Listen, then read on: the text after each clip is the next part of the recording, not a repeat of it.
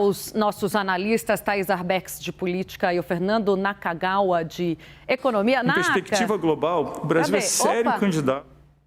Vazou o áudio. Eu não estou ouvindo o Naka. Fala, Naka. Tá me ouvindo agora? Agora sim. É que eu ouvi aqui o Roberto Campos Neto aqui no meu ouvido.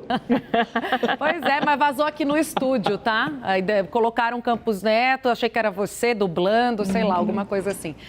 Ô, Naka, vou começar contigo para a gente falar sobre todas essas opiniões, tentar trazer um pouco de entendimento para o nosso público, porque ontem a gente falava de um caminho de convergência, né? De que havia uma sinalização de que os polos estavam se azeitando em torno da PEC de transição e sobre, principalmente, o que fazer com o teto de gastos. Hoje, né, já que tudo muda no mercado de um dia para o outro, o entendimento ainda se mantém? A percepção, Tainá, boa tarde a você, Tainá, Thaís também, todo mundo que está aqui com a gente no 360. A percepção nesta terça-feira, hoje, de que a negociação, a discussão está avançando, caminhando. A gente teve as duas primeiras semanas pós-segundo turno, com todo mundo lá em Brasília querendo gastar cifras gigantescas. E aí a gente chegou a esse número inicial, por parte do novo governo, do governo eleito, 175 bilhões de reais. O mercado financeiro reagiu daquele jeito que a gente viu, com todo mundo reclamando. E aí o Centrão aparece nos últimos dias mostrando, calma lá, a gente quer um número muito menor que 100 bilhões, quem sabe mais perto até de 50 bilhões de reais. Ontem o Caio Junqueira trouxe a informação de que a área econômica do novo governo não quer o 175, que é um número menor, 130 bilhões seria o parâmetro aí. Então a gente vê uma negociação clássica em termos econômicos e políticos rolando em Brasília. Normalmente o mundo político quer gastar mais, o pessoal da economia fala, pera lá, não tem tanto dinheiro assim, e aí chega-se a um consenso.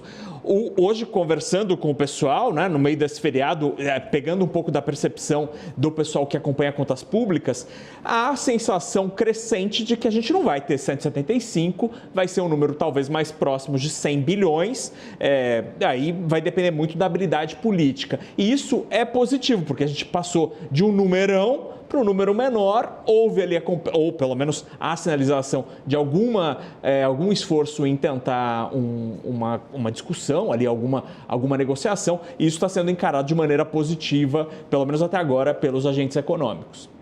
E, Thaís, houve também essa conversa com o Pacheco, em que ele também dá ali uma opinião importante, né, que deve ter algum peso nessa decisão final e nessas conversas de bastidores que podem materializar esse projeto para ser apresentado ainda nesta quarta ou na quinta-feira, ainda esta semana, né? Qual o peso de uma conversa como essa, Thaís? E na sua opinião, né? O Naka já está falando que pode ser um valor abaixo do que o governo eleito está propondo, dos 175 bi, que era o que estava na minuta. Os economistas estão também pressionando por um valor ali de 130 bi. Na sua avaliação e pelas conversas também com esses interlocutores aí em Brasília, esse número deve cair mesmo? Tainá, eu estava até olhando aqui para baixo porque estou conversando com uma fonte neste momento em que estava me dando um pouco desse clima que a gente está de véspera, né? As vésperas da entrega desse relatório, da proposta da PEC da transição, PEC do Bolsa Família. Qual que é o diagnóstico até o momento? Na quinta-feira à noite, teve uma reunião determinante aqui com o presidente da Câmara, Arthur Lira, e também com Rodrigo Pacheco. O cenário, pelo que eu entendo, conversando com pessoas que estão no governo de transição e que estão à frente do debate dessa PEC, não me parece ter mudado muito, apesar de todas essas resistências que o Naka muito bem citou, do mercado financeiro, da própria apuração do Caio Junqueira em relação à equipe econômica, não me parece que tenha mudado o conteúdo da minuta, que seria qual? O de excepcionalizar o Bolsa Família, tirar o programa social do teto de gastos. E aí essa discussão é que está sendo feita. O que me falaram há pouco? Que a conversa ela está sendo construída com os principais comandantes da agenda para essa pauta andar, que são Arthur Lira, o presidente da Câmara, e Rodrigo Pacheco, o presidente do Senado. E a partir dessas conversas é que está se desenhando o melhor caminho. Mas, até agora, eu não sei se dá para a gente apostar que esse valor vai mudar. Eu ainda continuo ouvindo de integrantes da equipe do governo de transição que continua a mesma coisa, ou seja, tirar o Bolsa do teto de gastos, que seria os 105 bilhões mais 75, então seria 175. Então, essa conversa é que está sendo negociada. Como que eles vão fazer isso? Aí sim que a gente tem que prestar atenção, porque eu já falava aqui também na programação da CNN que os parlamentares que estão participando da discussão têm colocado uma série de condicionantes para a aprovação dessa PEC. Uma delas, por exemplo, é de deixar no texto bastante claro que esses recursos não serão usados para gastos que não sejam programa social, ou seja, para custeio da máquina pública, por exemplo, ou para reajuste salarial de funcionalismo público. Então, essas negociações é que estão em curso, para além, é claro, do calendário de votação e tramitação da PEC. Tainá, eu posso fazer uma pergunta para a Thaís aqui sobre isso? Fica à vontade. Porque é interessante o que aconteceu nos últimos dias do posicionamento do Centrão.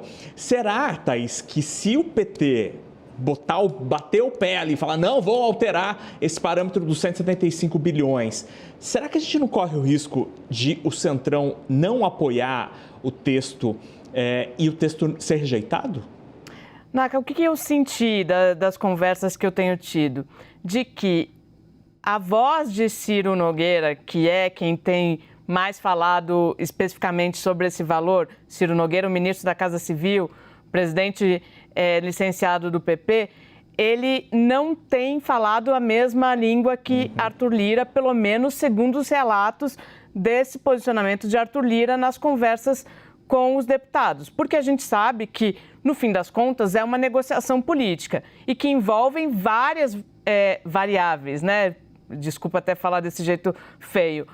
Então, o que eu sinto? Eu sinto que o chefe, o comandante dessa agenda, os comandantes, volto a dizer, são Pacheco e Lira. Nesse aspecto, eu dou mais peso ao Lira, porque se ele der o aval, Naka, se ele está participando, se ele recebe o texto e diz, eu topo assim, dificilmente o Centrão não vai, porque é ele que está dando o comando. Então, acho que tem algumas vozes dissonantes, mas me parece que tudo isso está sendo costurado e muito bem costurado com aquele que manda na agenda da Câmara dos Deputados.